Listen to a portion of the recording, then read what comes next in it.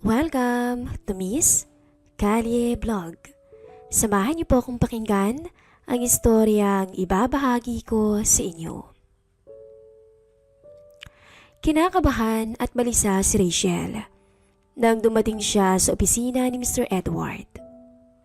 Pinuntahan niya to upang makausap tungkol sa disability benefits ng kanyang mister. Kinakabahan si Rachel habang naghihintay sa magarang opisina ng boss at owner ng kumpanya kung saan nagtatrabaho ang kanyang naaksidenteng asawa. Ang dahilan ng kanyang pagkabilisa ay isang insidente na nangyari 2 taon na ang nakalipas. Tandang-tanda pa ni Rachel ang mga pangyayari. Christmas party ng kumpanya na pinagtatrabahuhan ng kanyang mister.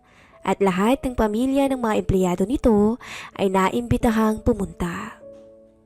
Naging masaya yung party at nag-uumapaw ang pagkain at inumin, kaya't enjoy ang lahat. Si Mr. Edward, ang boss ng kumpanya, ay nag-iikot sa bawat mesa at nangangamusta sa pamilya ng kanyang mga tauhan.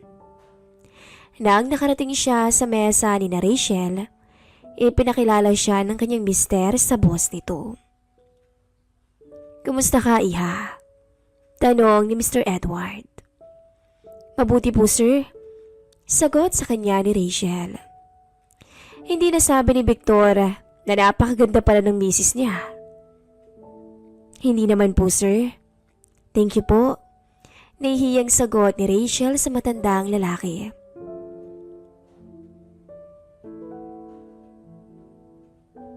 "Sige, iha.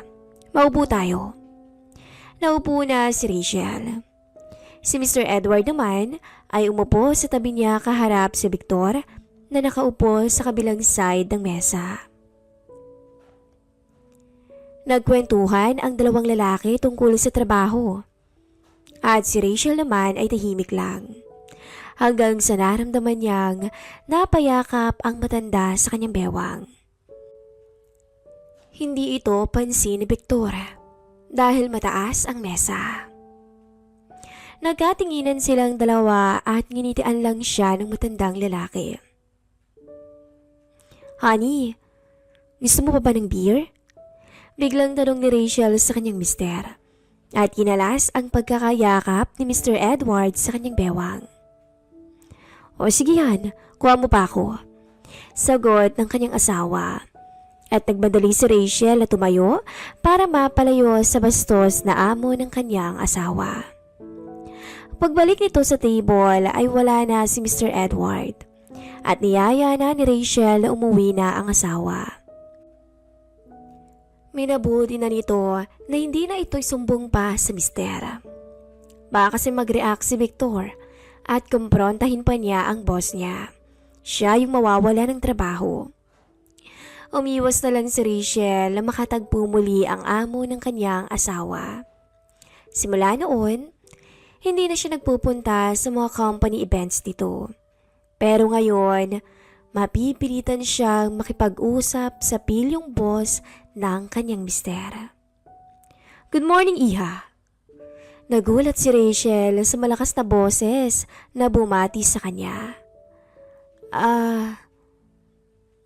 Good morning po, sir."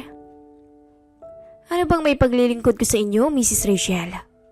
tanong ni Mr. Edward habang nakaupo sa likod ng kanyang office table.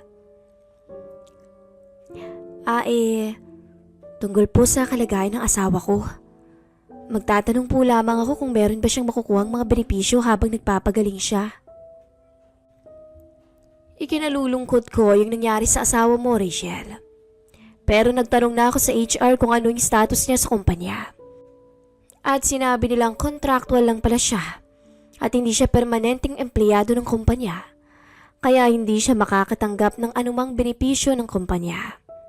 Pasensya na, iha," sabi ng matanda. "Pero sir, nagtatrabaho dito ang mister ko ng halos 3 taon na. Hindi pa ba siya permanente?" "Well, Mrs., yan ang records na nakuha ko sa HR." Paano na ngayon yan? Hindi pa makakalakad ang asawa ko at kailangan pa niyang magpagamot. Paano na yan? Paano ng mga anak ko, sir? Tanong ni Rachel sa amo ng kanyang asawa at pinipigilan lang niyang umiyak. Mrs., ipagpaumanhin niyo na. Wala talaga kaming obligasyon sa asawa mo.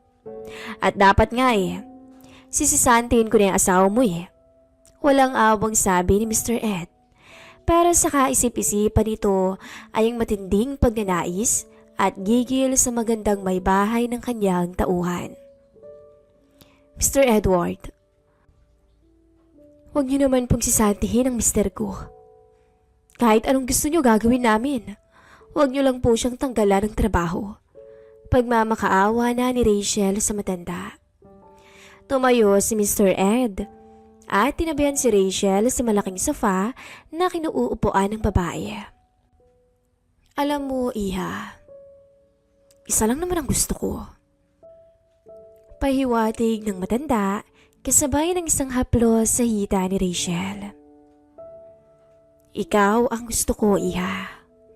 Pabulong niyang sabi sa kinahihibangang misis ng kanyang tauhan. Biglang nilayo ni Rachel ang sarili sa matanda.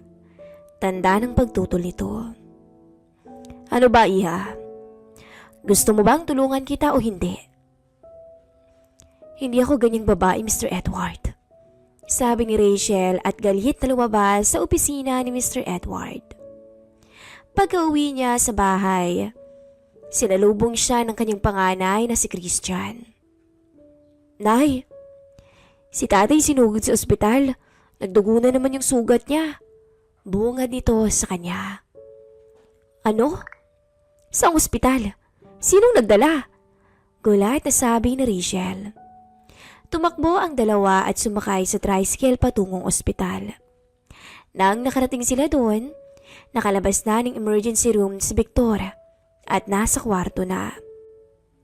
Natutulog na to nang may dumating na nurse sa kanilang kwarto. Kayo bang may bahay ni sir? Tanong nito. Opo, ako nga ho. Kailangan nyo palang mag-deposit ng 50,000 sa billing. Pinapasabi nila. Sige po, salamat. Matipid na sagot ni Rachel at napayuko. Nagtungo si Rachel sa banyo ng kwarto. At doon siya umiyak at nag-isip. Ayaw niyang makita siya ng kanyang panganay na umiiyak. At sa puntong yon, naging desperada na siya. Pero ayaw pa rin niyang sumang-ayon sa nais ni Mr. Edward.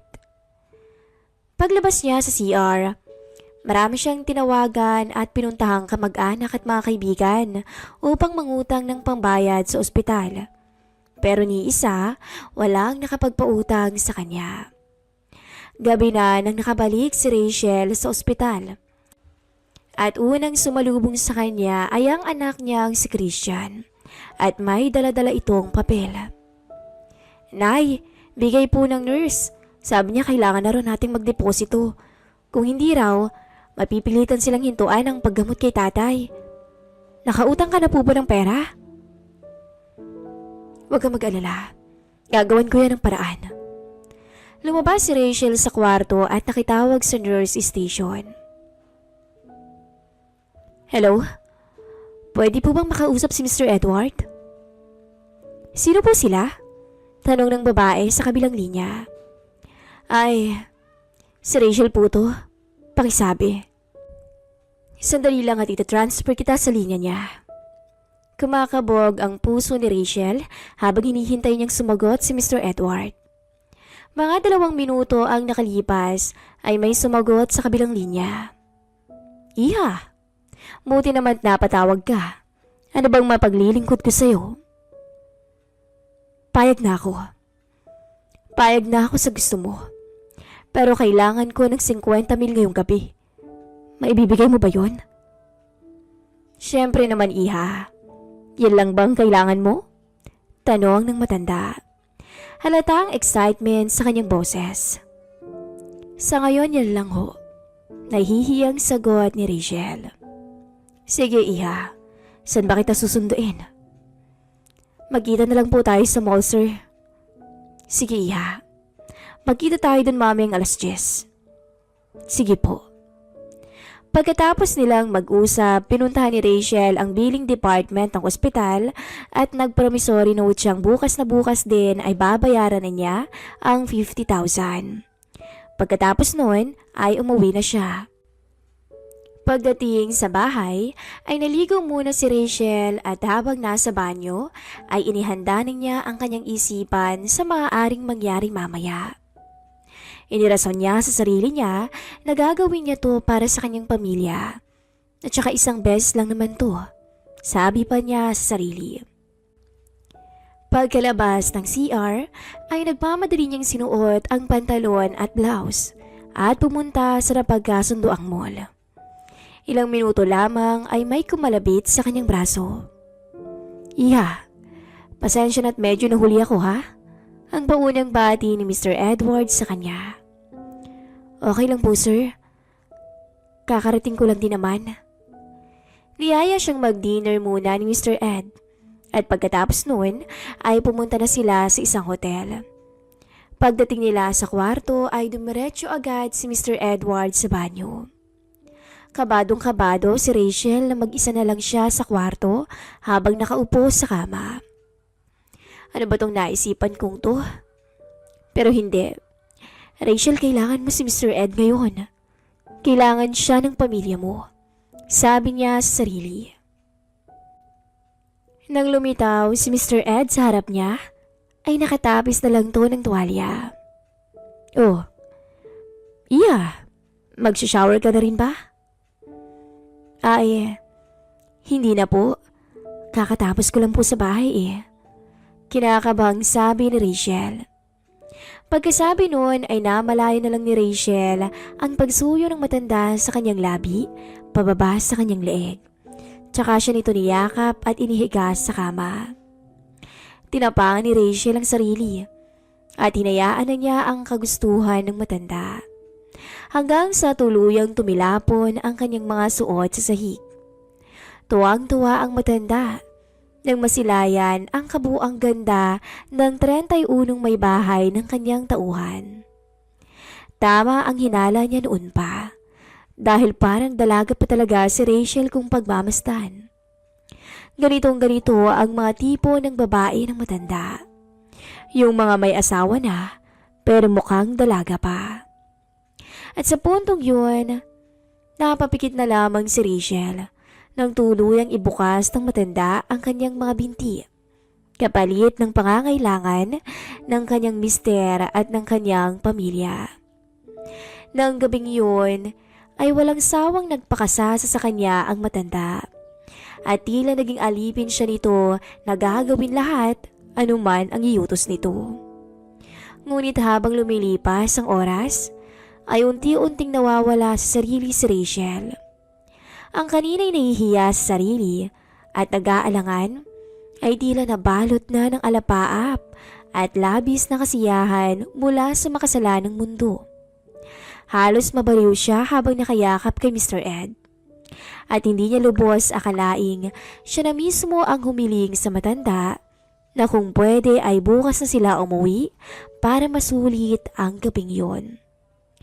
Hindi maintindihan ni Rachel ang sarili. Pero isa lang ang malinaw sa kanyang isipan. Naging pariwara siyang babae ng gabing yun.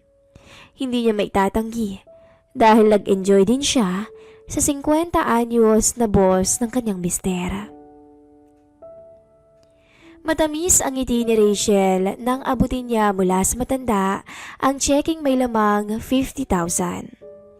Labis ang pasasalamat niya sa matanda na nooy akala niya ay isa lang mayabang na boss ng kanyang mister. Pero nagkamali pala siya. Mabait din pala to, lalo na nang makasama niya to sa iisang kwarto. Matagal din niyang nakausap ang matanda tungkol sa mga kanya-kanya nilang buhay bago umalis si Rachel. Dahil sa minsang sakripisyo ng isang ilaw ng tahanan, ay muling nagliwanag ang buhay nila ng kanyang pamilya. Sa awa ng may taas, ay unti-unting gumaling ang naaksidente nitong mister. Pero bago nanumbalik ang sigla ng kanilang pamilya, ay maraming beses pang nakipagkita si Rachel kay Mr. Edward dahil kulang ang 50,000 sa isang buwang pananatili ni Victor sa ospital. Kahit sa maruming pamamaraan man, ay tiniis talaga ni Rachel ang lahat. Kahit pa alam niya sa sarili niyang nagkasala din siya dahil merong saya sa pagkatao niya kapag nasa kama sila ng matanda. At yun na lang siguro ang sikretong hinding-hindi niya kayang ipagtapat sa kanyang asawa. Hanggang dito na lang po ang ating istorya at paalam.